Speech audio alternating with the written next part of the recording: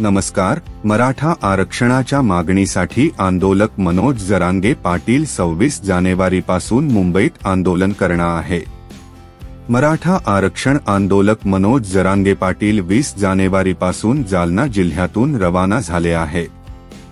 मनोज जरांगे पाटलांनी मुख्यमंत्री एकनाथ शिंदे, उपमुख्यमंत्री देवेंद्र फडणवीस आणि उपमुख्यमंत्री अजित पवार यांना इशारा दिला आहे.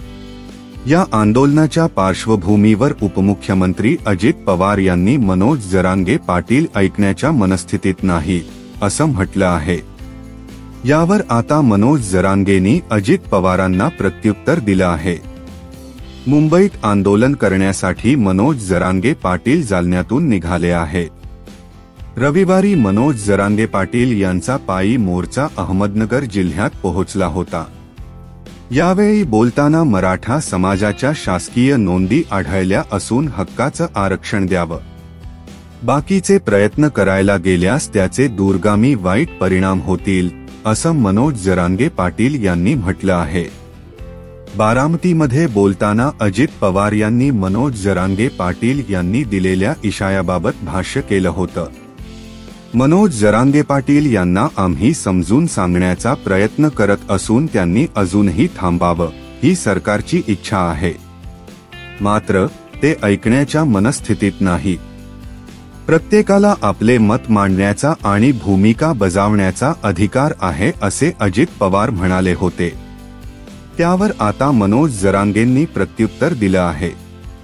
अजित पवारांना आरक्षण घेऊन येऊ द्या, त्यांच्या गळ्यातच उडी हाणतो, त्यांना सोडतच नाही.